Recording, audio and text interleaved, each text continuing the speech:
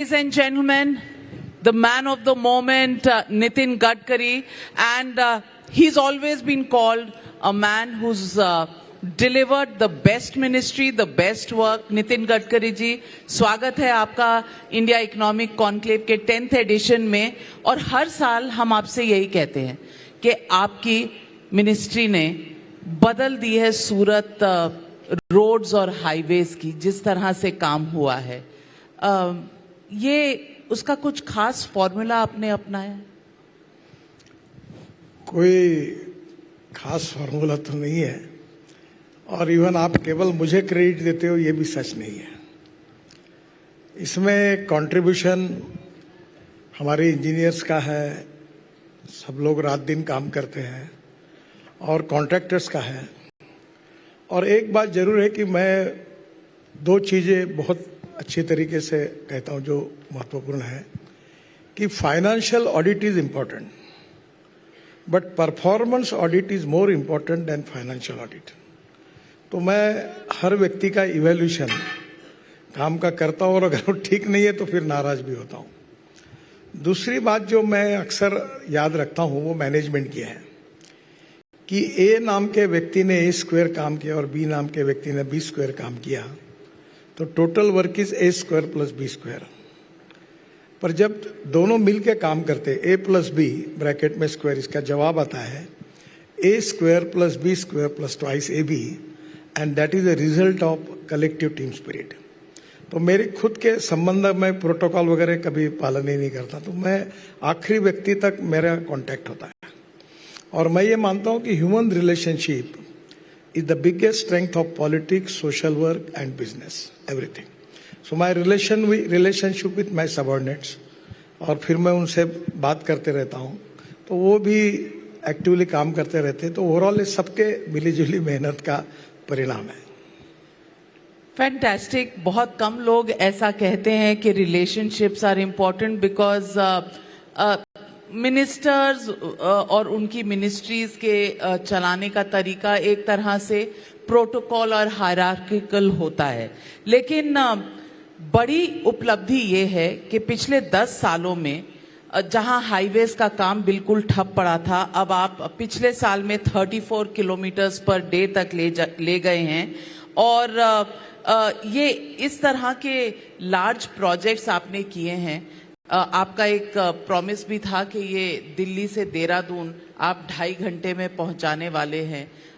ये आपके हिसाब से मॉडल हाईवेज कनेक्टिविटी के कौन से ऐसे प्रोजेक्ट्स हैं जो आपको पर्सनल सेटिस्फैक्शन देते हैं?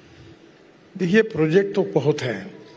जिसका आपने उल्लेख किया दिल्ली देहरादून, उसके 2 पैकेज पूरे हुए हैं। अक्षरधाम से पूरा एलिवेटेड रोड है, और उसका इनॉग्रेशन एक 15-20 दिन में पीएम साहब को निमंत्रित किया, उनके द्वारा किया जाएगा।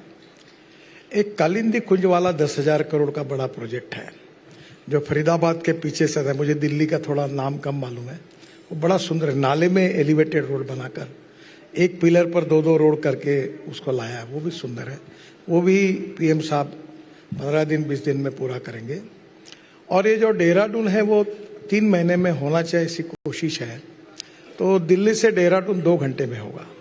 फिर एक मुंबई दिल्ली एक्सप्रेस हाईवे को एक हमने बीच में रोड बना है, वो पूरा होगा 1.5-2 महीने में। तो दिल्ली जयपुर 2 घंटे में होगा, और दिल्ली से अमृतसर 4 घंटे में, कटरा 6 घंटे में, श्रीनगर 8 घंटे में, दिल्ली से मनाली 7 से 8 घंटे में, और दिल्ली से मुंबई 12 घंटे में, बेंगलोर से चेन्नई 2 घंटे में, और अभी मेरठ तो दिल्ली हो गया 4 घंटे का 45-50 मिनट पे।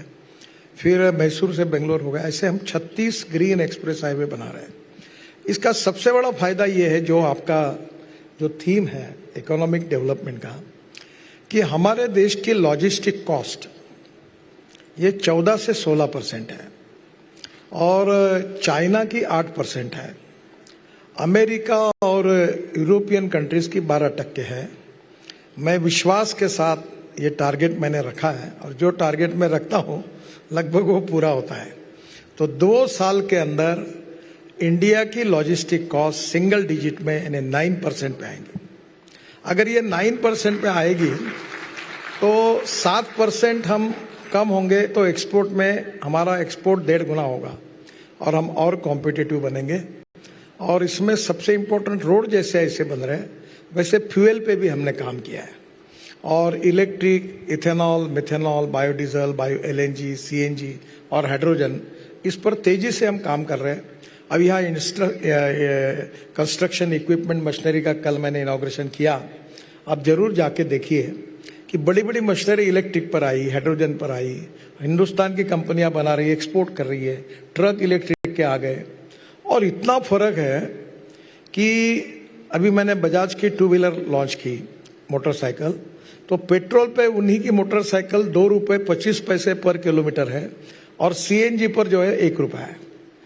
तो ये जो 1000 करोड़ के प्रोजेक्ट में 100 करोड़ रुपए का डीजल लगता है, तो केवल पोल्यूशन कम करना या इंपोर्ट कम करना ये तो होगा ही, पर उसके साथ साथ जो कॉस्ट है वो भी कम हो जाएगी। और अभी मैं आपके यहाँ आया तो जो गाड़ी में आया हूँ, वर्ल्ड की पहली गाड़ी है टोयोटा इनोवा, जो 100% किसानों ने तैयार की हुई बायो इथेनॉल पे चलती है, 60% बिजली तैयार करती है, no pollution, no smell, no gas. और उसकी पेट्रोल की इसमें तुलना करेंगे तो पेट्रोल का रेट 25 रुपये लीटर होता है। और ये पूरा एग्रीकल्चर सेक्टर का अगर इथेनॉल पूरा अच्छा चलेगा तो जो 14% GDP ग्रोथ में उनका कॉन्ट्रीब्यूशन है वो 21% होगा। इस बार मक्के का भाव, मक्के से इथेनॉल बनना शुरू हुआ, जो 1200 रुपये था इस बार 2400 रुपये है। तो एग्रीकल्चर इकोनॉमी में बूस्ट होने से परचेसिंग पावर बढ़ेगी और इकोनॉमिक ग्रोथ मल्टीप्लाई होगी। बहुत पाथ ब्रेकिंग ये सारी चीजें जो आपने कही, कभी आप हाइड्रोजन गाड़ी में हैं, कभी इथेनॉल गाड़ी में हैं, ये आपके लिए पैशन की बात है, ये आपके लिए हर there something that drives everybody, what drives you? पहली बात तो मैं 75 में जयप्रकाश नारायण जी के आह्वान पर मैं 11th में था, तो मैं वो स्कूल से उस आंदोलन में इन्वॉल्व हो गया था। उसके कारण मेरा नुकसान भी हो, मैं इंजीनियर नहीं बना क्योंकि मुझे परसेंटेज में मार्क कम मिले। ठीक था, फर्स्ट क्लास मेंटेन करते, पर वो 75 के साल ने मेरी करियर को, मेरे घर वाले कहते, खराब कर दिया। तो मैं 52% मार्क में 49.26% साइंस ग्रुप में मिले और मैं इंजीनियरिंग के लिए डिस्क्वालीफाई हुआ। अभी मुझे 9 डिलीट्स मिली है, डॉक्टरेट्स, पर मैं वो अभी भी लगाता नहीं क्योंकि वो इंजीनियरिंग की एडमिशन मुझे नहीं मिलना, ये मुझे बड़ा ये हुआ। पर मुझे लगता है कि सबसे इम्पोर्टेंट चीज़ ये है कि पॉलिटिक्स मेरा पेशा नहीं है, it's not my profession. I always believe that politics is the instrument of socio economic reform, और इसलिए मैं अपने कन्विक्शन के साथ चुनाव में भी अपने कन्विक्शन की बात करता हूँ। मैं लोगों को क्या लुभाता वगैरह की चिंता नहीं करता, मैं मुंह पे बोलता हूँ। और मेरा अनुभव ऐसा है कि विथ माय स्ट्रॉन्ग कन्विक्शन, जब ये देश के लिए, समाज के लिए और गरीब व्यक्ति के लिए मैं क्या कर सकता हूँ। मैं कोई साधु और सन्यासी नहीं हूँ, मेरा परिवार है, घर है, अभी बच्चे बिजनेस देखते हैं, मैं भी आपके जैसे कॉमन मैन हूँ। पर मैंने तय किया है कि राजनीति में मैं देश के लिए, समाज के लिए और गरीब व्यक्ति के लिए कुछ करके जाऊंगा, and that is the inspiration मैं करते रहता हूँ। फैंटास्टिक। ये आपने कहा कि मेरे को जो कहना होता है मुंह पे कहती हूँ, कभी कुछ डिफिकल्ट पोजीशन में पड़े? नहीं, मुझे कभी कोई डिफिकल्टी नहीं है। अभी चुनाव में मैंने पब्लिकली कहा था कि मैं जातीयवाद नहीं करूंगा, और मैंने लोगों को कहा जो करेगा जात की बात उसको ठोकूंगा लात, ऐसा पब्लिकली बोले, सच छपके आया था। मैंने बोला नहीं देना है तो 2 वोट, नहीं देना तो मत, नहीं करूंगा। मैं चुनाव में इस बार कोई गलत खर्चा नहीं किया, मैंने बोला नहीं करूंगा ये, मैं कब के लिए काम करूंगा। और पूरा नागपुर मेरा है, मेरा परिवार है, मैं नागपुर का हूँ। नो डिस्क्रिमिनेशन, जात, पंथ, धर्म, भाषा, सेक्स, रिलीजन, नथिंग। तो मैं सब लोगों ने साथ दिया। अब मैं इस मत में हूं कि मुझे चिंता नहीं तुम क्या क्या दिखाते हो, कौन क्या लिखता है, कौन क्या सोचता है। मेरी भाषा में मैं बोलता हूं तेल लगाने गई दुनिया, अपने को तो अपने हिसाब से चलना है। फैंटास्टिक। मैं अपने कन्विक्शन और अपने साथ तय किए हुए प्रोग्राम में चलता हूं। और एक बात जरूर है कि मैं सही हूं ऐसा मेरा दावा नहीं। कोई अगर मुझे कहता है कि ये तुम्हारी बात गलत है तो मैं मान्य करता हूं, उसको सुधार भी देता हूं। आपने जिंदगी, पॉलिटिक्स, सोशल वर्क सब इतना आसान बना दिया इन कुछ पंक्तियों में कि खुद के मन में जो है मन साफ रखो और जो कहना है कह दो और दावा ना करो कि मैं ही सही हूँ। आपने बिल्कुल सब कुछ आसान कर मैं दिया। आपको एक कल रात की घटना बताता हूँ। तुम और मैं बैठी हुई, इतना छोटा एक रेस्टोरेंट है जहाँ जिसमें 22 लोग बैठ सकते हैं। तो तुम्हारा यहाँ बैठा हुआ है जर्नलिस्ट, मुंबई से आया है, वो अपने पत्नी के साथ आया। तो मुंबई से आया है, तो पत्नी ने बोले मुझे उसने रिक्वेस्ट की कि पत्नी की इच्छा आपके साथ फोटो निकालनी। तो मैंने कहा तुम निकाल लो। जैसे उसने निकाला, पूरे होटल में बैठे हुए सब लोग दौड़ते हुए आए। फिर मैंने उसके अंदर सबके साथ फोटो निकाला। तो मुझे वो बोल रहा था कि मैं बिलीव नहीं कर सकता कि पत्नी उसने मुझे कही कि मैं तो आपका भाषण सुनती हूँ, कभी मुझे जिंदगी में ऐसा लगा नहीं कि आप ऐसे होटल में मुझे मिलोगे। मैंने बोला मैं रोज रात को अपने चॉइस के होटल में चुपचाप सिक्योरिटी वगैरह छोड़कर 2-4 लोग लेके रोज जाता हूँ। अब मैं, this is my passion, my interest, मैं अपने हिसाब से अपना काम करते रहता हूँ। खाने का भी शौक है और खाना बनाने का भी। आपके वीडियोस बहुत वायरल होते हैं, आप रेसिपीज बताते हैं। अभी YouTube ने मुझे वो गोल्डन डिश दी, मैं अभी 25 करोड़ फॉलोअर हुए, मैं वो रेसिपी भी बनाता हूँ। कोविड ने मुझे काफी कुछ चीजें सिखाई। फैंटास्टिक। तो YouTube से जो आपकी अर्निंग होती है वो ऑफिस ऑफ प्रॉफिट तो नहीं हो जाती? नहीं, मैं डोनेट कर देता हूँ सब। आप कभी आएंगे नागपुर में तो मैं 95% सोशल वर्क करता हूँ। मेरा सोशल प्रोजेक्ट का टर्नओवर 2,500 करोड़ है।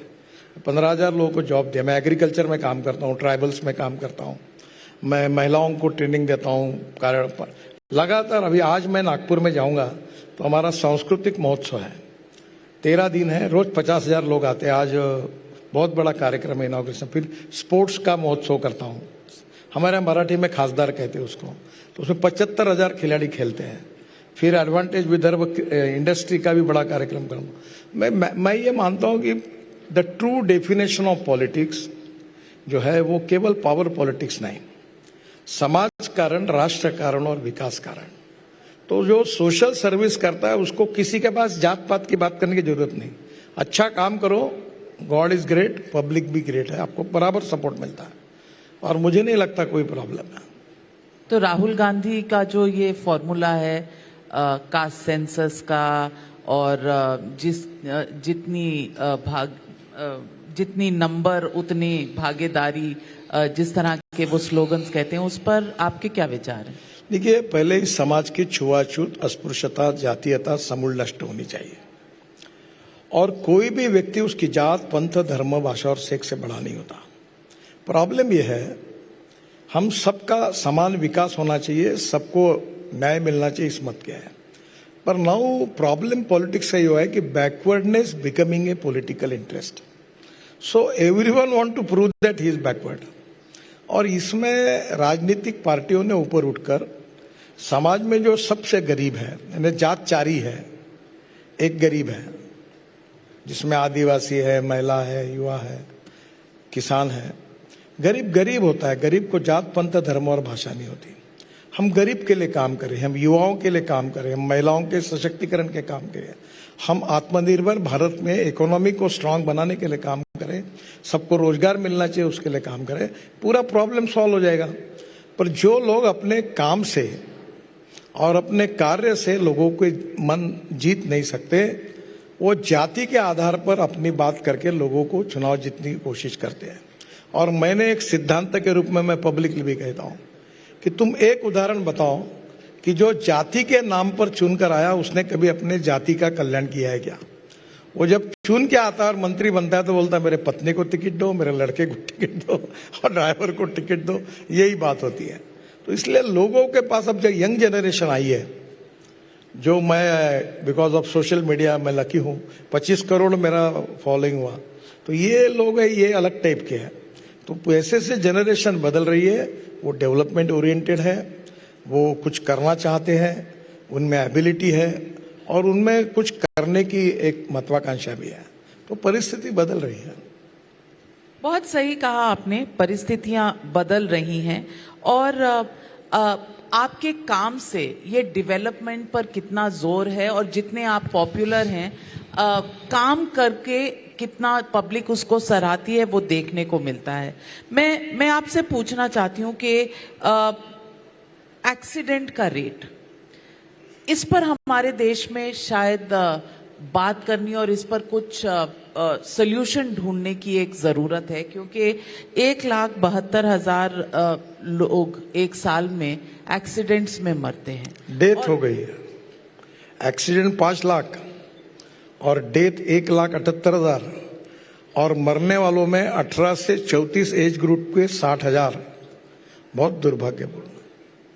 तो इस पे क्या मुहिम छेड़ी जा सकती है? What can we do as a country? देखिए, 4 बातें हैं। रोड इंजीनियरिंग, इसमें खूब गलतियां हुई है। ये जो लोवेस्ट जो होता है डीपीआर बनाने वाला, इसके कारण तो इतने घटिया डीपीआर बनाते हैं और वो लोग तो अभी मेरे सामने खड़े नहीं होते। अब मैं आपके लिए नहीं बोल रहा हूँ, वैसे मैं कभी ऐसी गलत चीजों को सहन नहीं करता, फिर मैं जानता हूँ कैसे ठीक करना। इतने लोग मर रहे, एक एक जगह पर 150-150 लोग मरे हैं। तो हमने 40,000 करोड़ रुपए देकर ब्लैक स्पॉट को आइडेंटिफाई करके उसको हम पूरा कर रहे हैं। नए प्रोजेक्ट में चिंता कर रहे हैं कि ये नहीं हो। दूसरा, रोड ऑटोमोबाइल इंजीनियरिंग। अभी इकोनॉमिक मॉडल को भी हमने 6 बैग लगा दी। अभी हमने ऑटोमोबाइल इंजीनियरिंग में सब सुधार कर दिया। ये भारत एनकैप स्टार रेटिंग लाया। अब कंपटीशन शुरू हुई। ये कंपनी एडवर्टाइज करती कि हमारा स्टार रेटिंग है, फिर दूसरी कंपनी लेती है। तो अब ऑटोमोबाइल की क्वालिटी बेस्ट है, उसमें कोई प्रॉब्लम नहीं। तीसरा, इन्फोर्समेंट ऑफ लॉ, वो भी हमने फाइन भी कड़क कर दिए। और चौथा, एजुकेशन एंड इमरजेंसी, हम उनको मदद करते हैं। इंपॉर्टेंट चीज जो है कि ह्यूमन बिहेवियर जो है कि रेड सिग्नल लगना तो रुकना चाहिए, गाड़ी चलाते हुए मोबाइल पे बात नहीं करनी चाहिए। देखो, मुझे इस बात का दुख भी है, दर्द भी है। मैं अभी ऑस्ट्रिया में गया था, तो हम रोड क्रॉस कर रहे थे, मेरी पत्नी और परिवार था। तो गाड़ी ने उधर से देखा, उधर रुक गए वो। यानी उनका जो सेंस है, उनका जो व्यवहार है कितना, यहाँ तो हम जाते तो भी वो गाड़ी वाला घुसा देता है। हेलमेट, 30,000 लोग हेलमेट नहीं पहनते, इसके लिए मर रहे हैं। तो मुझे लगता है कि कानून के प्रति डर भी नहीं और सम्मान भी नहीं, ये हमारी समस्या है। और मैं आपसे अनुरोध करूंगा कि मीडिया है, एजुकेशनल इंस्टीट्यूशंस है, एनजीओज है, सोशल ऑर्गेनाइजेशन है, बड़े प्रमाण पर आपको पब्लिक कैंपेन चलाकर ह्यूमन बिहेवियर को बदलना होगा। और विशेष रूप से मैं आपसे अनुरोध करूंगा कि ये जो 10वीं के नीचे के विद्यार्थी है, 5वीं से 10वीं तक, इनको रोड सेफ्टी का महत्व समझाने के लिए आप भी कुछ कार्यक्रम करिए। देखो, जो दंगे में जितने लोग नहीं मरते हैं, लड़ाई में नहीं मरते हैं, किसी इसमें कोविड में नहीं मरे, ये 1,78,000 लोग मरना क्या हमारे देश के लिए अच्छा है? We are number 1 in the world. और अभी आसाम ने कुछ कम किया, अभी बहुत प्रदेशों ने कम किया, पर अभी यूपी में सबसे ज्यादा हो गया, महाराष्ट्र में है, तमिलनाडु में है। तो अब कोशिश करें। कल मैंने पार्लियामेंट में काफी डिटेल 5-6 क्वेश्चन मेरे लग गए थे, तो मैंने बताया। मुझे लगता है कि इसमें आप भी सहयोग करिए, और ये सब लोग, अगर हम लोगों को ट्रेन करेंगे तो इससे फायदा होगा, हम लोगों की जान बचा पाएंगे। और एक बात आपको मुझे बताने में कोई संकोच नहीं कि मैं 10 साल में मैंने सिंसियरली कोशिश की, पर मुझे कम करने के बजाय 1.5 लाख से 1,78,000 डेथ हो गई। इस विषय ऐसा है कि जिसमें हमें सफलता नहीं मिल पाई। यानी ये स्वीकार करने में भी मुझे कोई संकोच नहीं होता, पर और कोशिश करेंगे और लोगों के पास जाएंगे, यही उपाय है उसके ऊपर। Very well said. Very rarely do you see a minister candidly admitting a problem area and the need to address it. Nitin Gadkari ji, pollution की प्रॉब्लम बहुत बड़ी है। एमिशन नॉर्म्स, पोल्यूशन सर्टिफिकेट्स, और हम दिल्ली में रहते हैं तो हर विंटर्स में जो हमारा हाल होता है, अब तो दुनिया भर में मशहूर हो गया है कि कितनी पोल्यूशन से यहाँ हालत खराब होती है। इसका how long will it take to resolve this issue?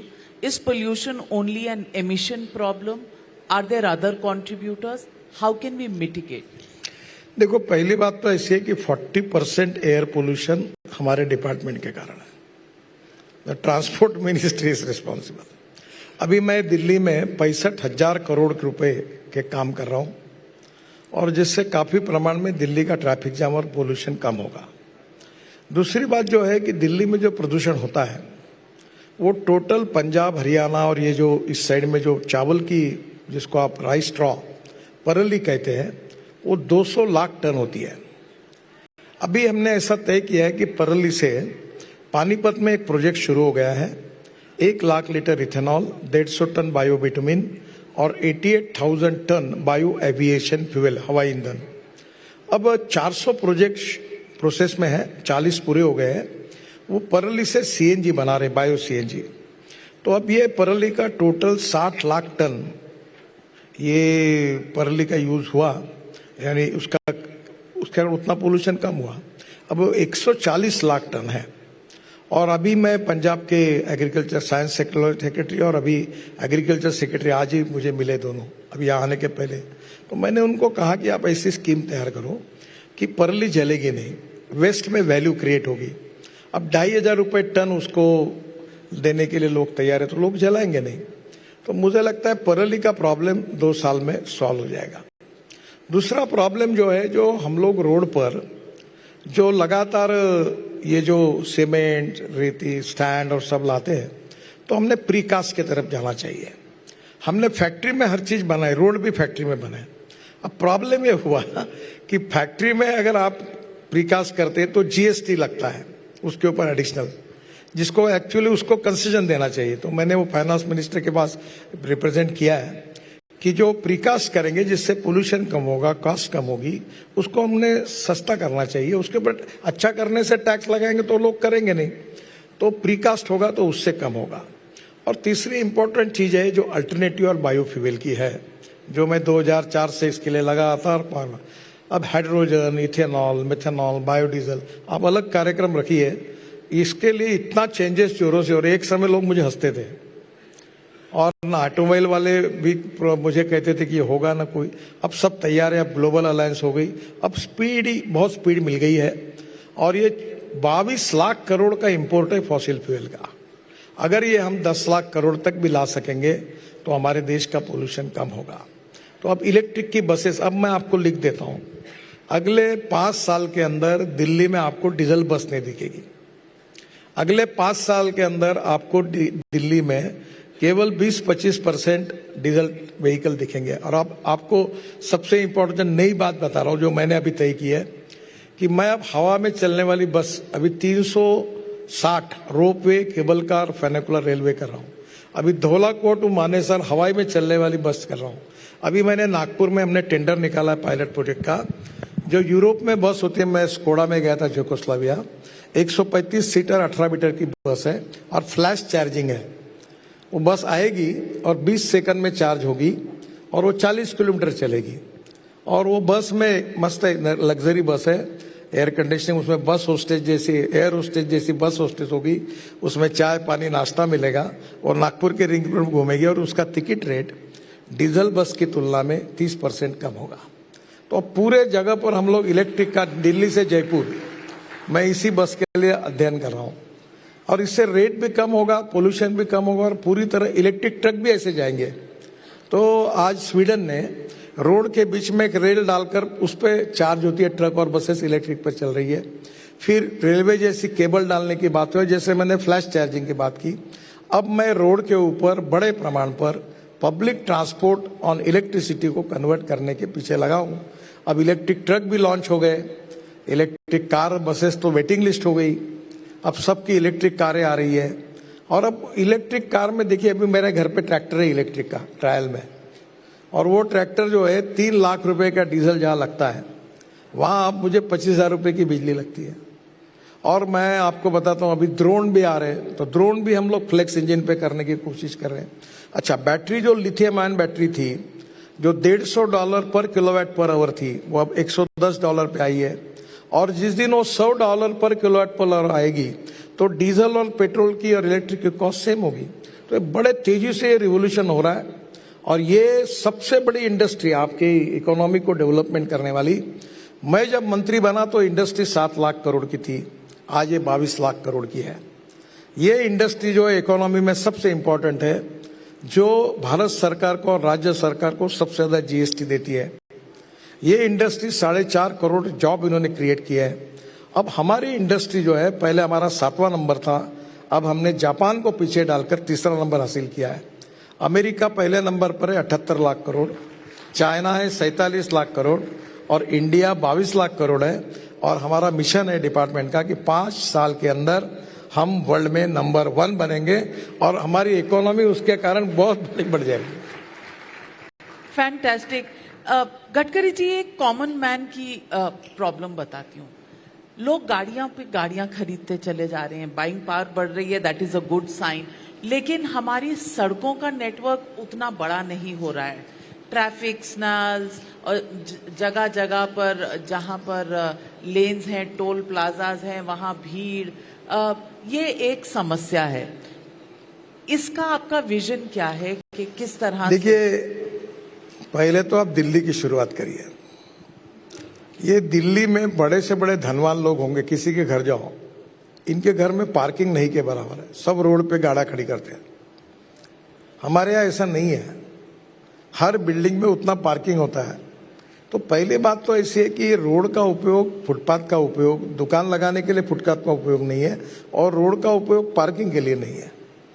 दूसरी बात एक जरूर है कि हिंदुस्तान के पास इनहेरेंट एक्सपर्टाइज है पॉपुलेशन और ऑटोमोबाइल नंबर बढ़ाने का।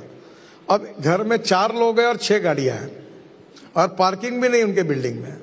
अब ऐसे होगा तो कहां से प्रॉब्लम सॉल्व होगा?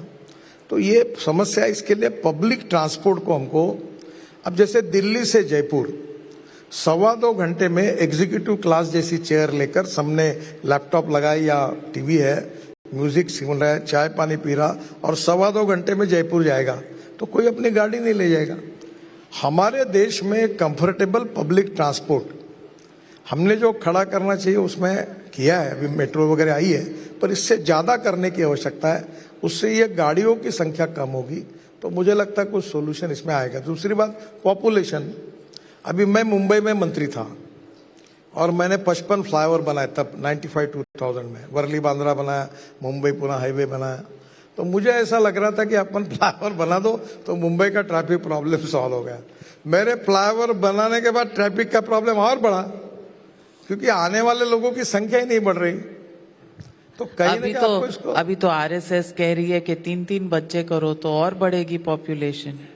देखो चाइना ने क्या किया, आज चाइना ने पॉपुलेशन को कंट्रोल किया। हमारे देश की इकोनॉमी को मजबूत करने के लिए ये कोई रिलीजियस सब्जेक्ट नहीं है, ये इकोनॉमिक सब्जेक्ट है।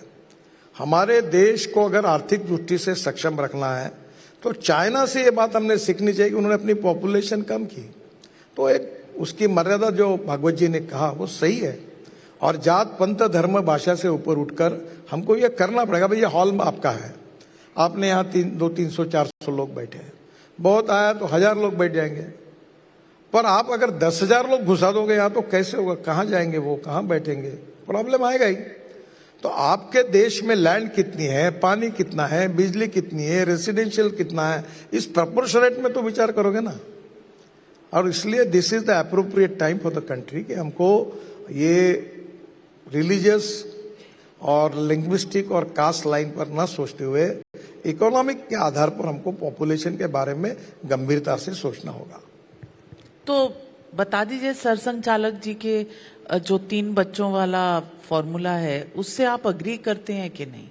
मैं एग्री करता हूँ कि 3 बच्चे होने चाहिए। तो फिर पॉपुलेशन कैसे कम होगी? नहीं, अगर ये 3 तक ठीक है, 3 से ज्यादा। हाँ, पर ये लाइन लग रही हर साल ऐसा नहीं ये ठीक नहीं है। 3 तक ठीक है। गडकरी जी, महाराष्ट्र के चुनाव हुए अभी और कल देवेंद्र फडणवीस जी यहाँ थे, आपको मिलने के बाद यहाँ आए। उन्होंने कहा छप्पर फाड़ के मिला इस बार। कारण क्या थे कि ये छप्पर फाड़ के इस बार सीटें मिली, 90% परफॉर्मेंस रहा और ये 4 महीने के अंदर टर्न अराउंड, क्योंकि लोकसभा इलेक्शंस में इतनी अच्छी परफॉर्मेंस नहीं रही आपकी पार्टी की, आपकी अलायंस की, लेकिन 4 ही महीने में उसको इस तरह से बदल देना, ये कैसे? देखिए, लोकसभा के चुनाव के पहले महाराष्ट्र में, क्योंकि फुले, अंबेडकर, शाहू महाराज जी जो देश में सामाजिक सुधार का जो विचार है वो महाराष्ट्र से आया। तो हमारे विरोधकों ने ये प्रचार किया कि ये 400 जगह इसलिए इनको चाहिए कि इनको बाबा साहेब अम्बेडकर जी का संविधान बदलना है। ट्राइबल लोगों को ये कहा गया कि आपके आरक्षण रद्द करने वाले हैं, इसलिए 400 सीटें चाहिए। वो दुर्भाग्य से वो एजेंडा लोगों तक पहुंच गया, पर चुनाव के बाद सब लोगों को ध्यान में आया कि हमको मूर्ख बनाया।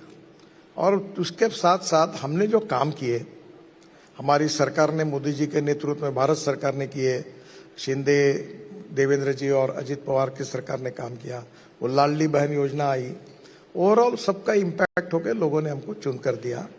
और मैं इस बार रोज 8 सभाएं लेता था और करीब सबसे ज्यादा 74 सभाएं मैंने ली। वो रत्नागिरी यानी कहाँ इस कोने से उस कोने तक घूमता था और रात को फिर नागपुर में आके नागपुर में सभा लेता था। तो लोगों ने बहुत रिस्पांस दिया और महाराष्ट्र के डेवलपमेंट के लिए दिया है, और अब देवेंद्र जी के नेतृत्व में अच्छा काम होगा महाराष्ट्र में, ऐसा मुझे विश्वास है। आखिर में यही पूछूंगी आपसे गडकरी जी कि आप हमेशा एक गोल रखकर आगे बढ़ने वाले इंसान हैं।